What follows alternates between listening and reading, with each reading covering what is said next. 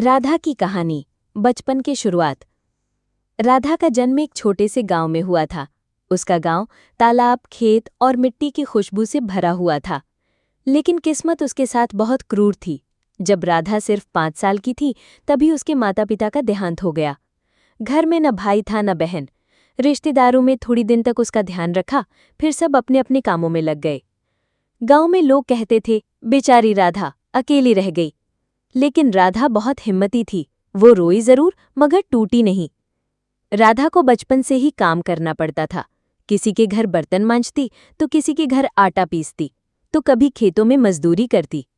उसकी उम्र खेलने कूदने की थी, लेकिन वो सुबह से शाम तक दूसरों के लिए काम करती।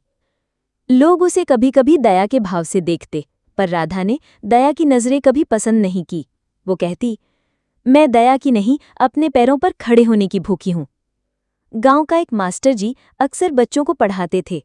राधा जब भी उनके पास से गुजरती, किताबों को देखती और मन ही मन पढ़ने की इच्छा करती।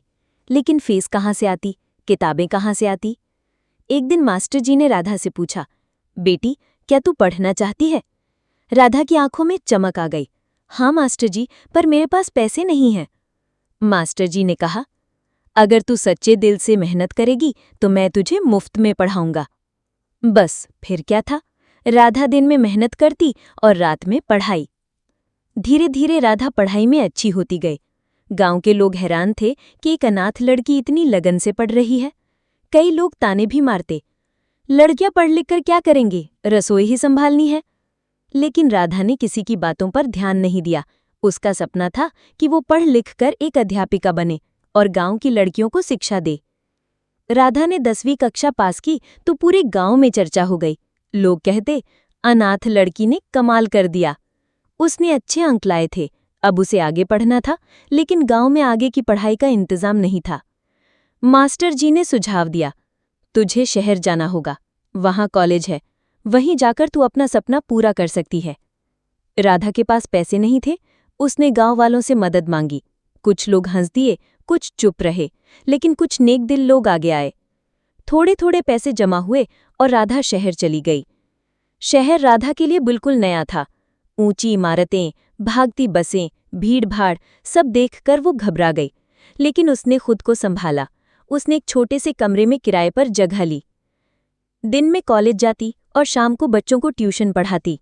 इसी से उसका खर्च चलता। कई बार खाना भी नहीं मिलता, लेकिन उसने हार नहीं मानी।